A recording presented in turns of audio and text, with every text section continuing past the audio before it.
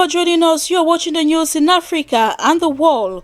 Moeketsi Majoro has been sworn in as Lesotho's Prime Minister following the resignation of his embattled predecessor Thomas Thabane.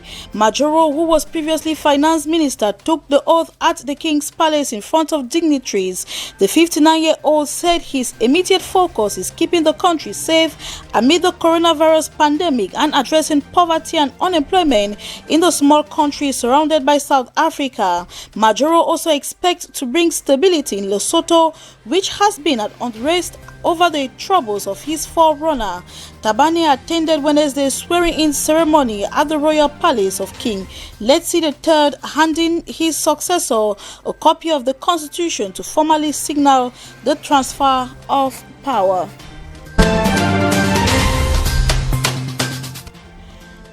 Southern African leaders meeting to discuss the growing Islamist insurgency in northern Mozambique.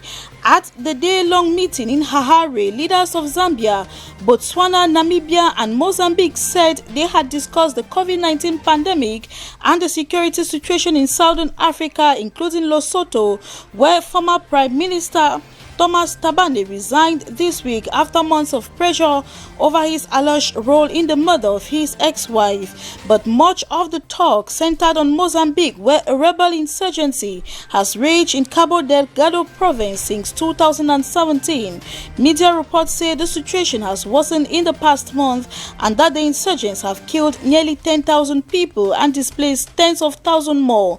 The meeting took place under the banner of the Southern African Development Community Security Committee, the SADC.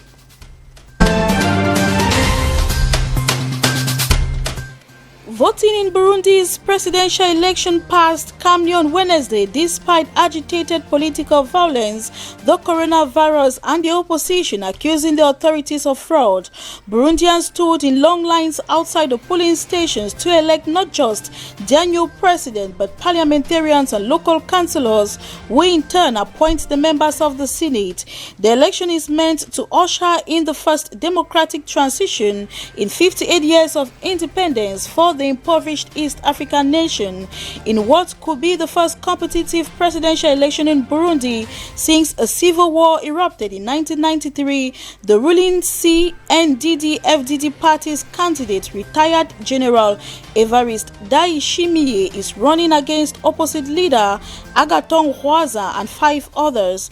The government refused any observers from the United Nations or the African Union, accusing the latter of being too close to the opposition.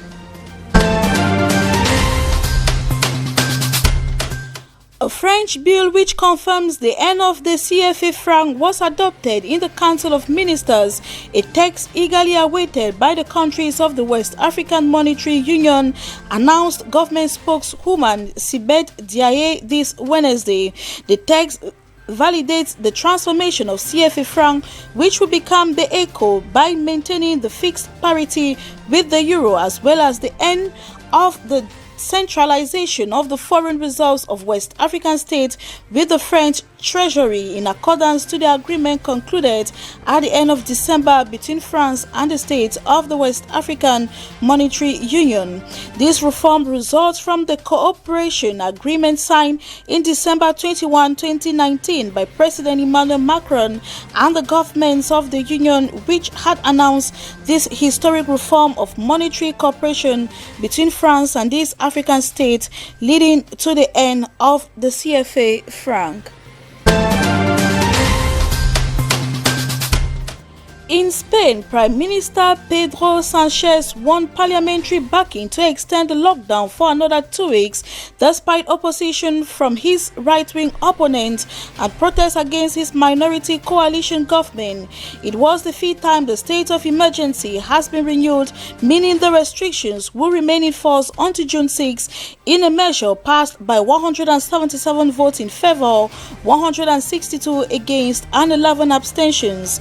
But the government management of the crisis has drawn a barrage of criticism from right-wing parties who have denounced its brutal confinement, while several hundred protesters have hit the streets demanding freedom and Sanchez's resignation.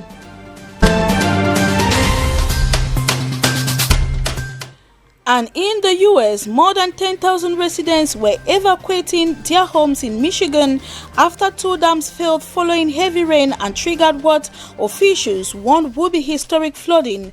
The governor declared a state of emergency in Midland County, site of the breached dams in the town of Edenville and Sanford. The downtown area of Midland, a city of about 42,000 people, could soon be under approximately 3 meters of water, according to Governor Gretchen Whitmer, who warned of high flood levels. The river is expected to rise to another 3 feet before cresting.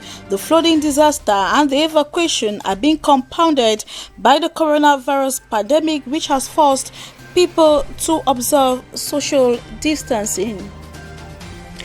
Thank you very much for choosing the news to be informed in Africa and the world. Until we meet again, do take care and stay blessed. Keep watching DBS Television.